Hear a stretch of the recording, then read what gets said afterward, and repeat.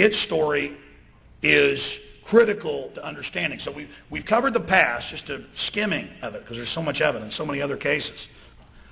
And now we're going to skip 9/11 and go to post 9/11. They invade Afghanistan.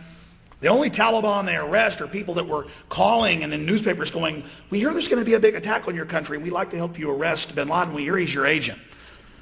All the others that get captured by troops are released.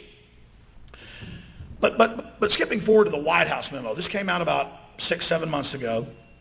It's much bigger than the Downing Street memo, where their foreign secretary and others come back and say, we've got to fix intelligence, these are quotes, around the war strategy. They're going to invade in March of 2003. We've got to fix the intelligence. We know there's not evidence. We've got to manufacture it.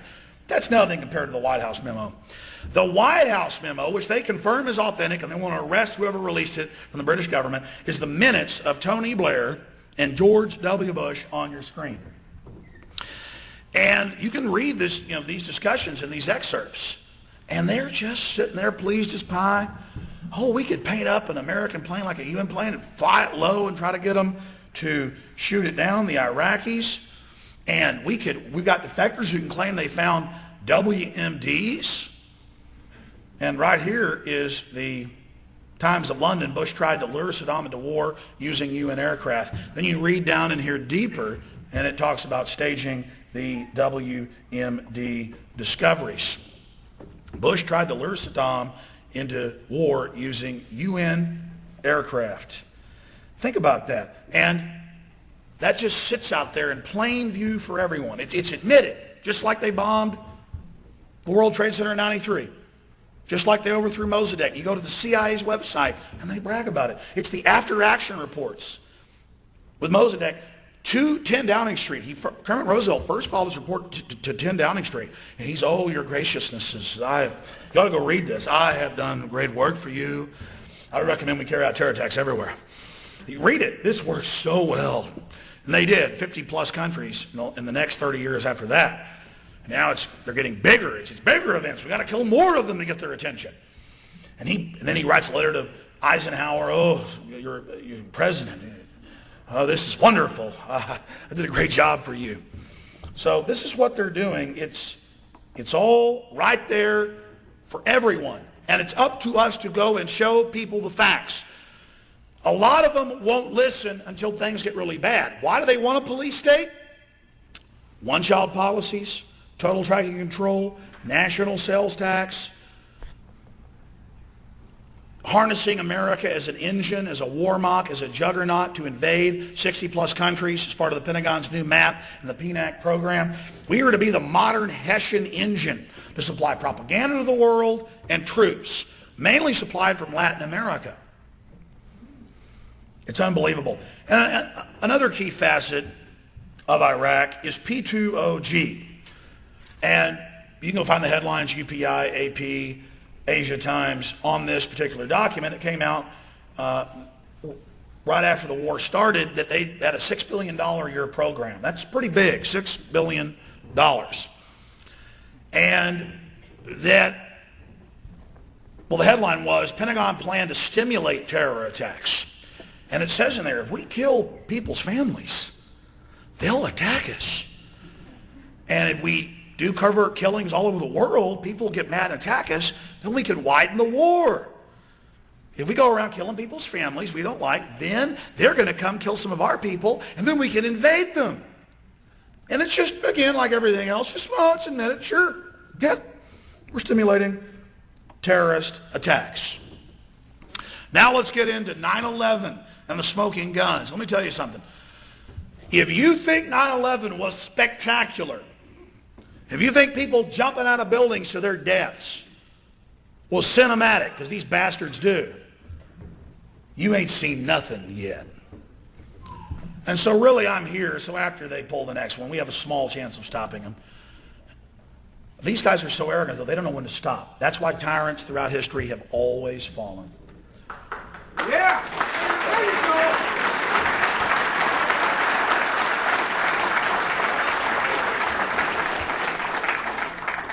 So when they carry out their next big one, we need to be all there, lined up, showing the motive, the means.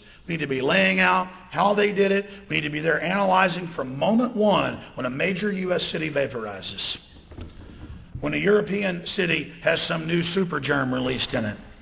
Now, again, I'm not saying this has to happen.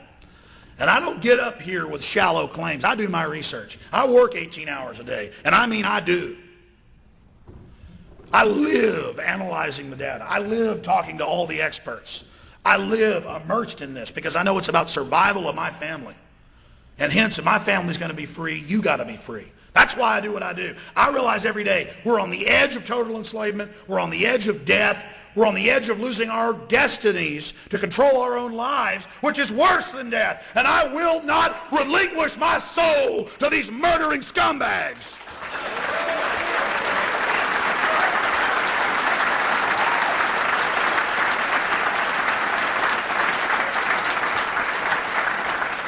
Again, we could spend hours and hours. I've done whole weeks where I didn't take calls years ago, where I just covered smoking guns and 9/11. No calls, 3 hours a day. Some of you probably heard those shows. Just constantly, 45 minutes an hour. They're covering 9/11, going over all of it. I mean, one must look at 9/11 in the full spectrum of history and the elites, but then at just the evidence of 9/11, it's an orgy of evidence. It's sloppily done. People say they couldn't get away with this. People find out. People talk. Yes, we did find out. We are talking. There's whistleblowers everywhere. These heroes like Dr. Morgan Reynolds and like Dr. Stephen Jones right here with us tonight. And so many others. Ray McGovern is going to be at my conference in L.A. And we have to look at the courage of these men and women. We need to support them. We need to stand up for what they've done because they're putting a lot on the line. You know, I talked to Ray on air a few days ago. Ray McGovern, senior CIA analyst for 27 years for Reagan and Bush Sr. And he admitted on air that they're already threatening his pension. And off air, he said even more. Can you imagine, your pension, what you live on, what you fund hey, shut up or you're not going to get your money. See, and there's more evidence of this criminal government. They're trying to intimidate us. And later I'll get into the stuff that Charlie Sheen's gone through. Total manufactured bull. So I'm going to briefly talk about 9/11 because I want to get into some of the solutions and some of the other issues before us and some of the major things that we as a civilization, as a species, face. Smoking guns of 9/11. The Bush-Bin Laden connection. Oh, man. It's like asking me to go to a Chinese buffet and eat every platter there. I mean, how do you cover all this? How many of you have seen Lawrence of Arabia? It's a classic flick. That's a true story. The British, turn of the last century, oil's been discovered in the U.S. Rockefellers are making a lot of money off this, as good Rothschild agents. And they say, what are we going to do? We got to get control of this oil. We're finding this stuff coming out, basically refined out of the ground. There's a bunch of desert tribes over there. We'll go back up certain tribes to go around and kill the other tribes, and we'll create the Kingdom of Saudi Arabia, the Royal House of Saud, from this one Bedouin tribe. We'll go do this in Iraq. We'll break Iraq up. We'll put troops in it. We'll send troops into Pakistan. They sent them into the whole place.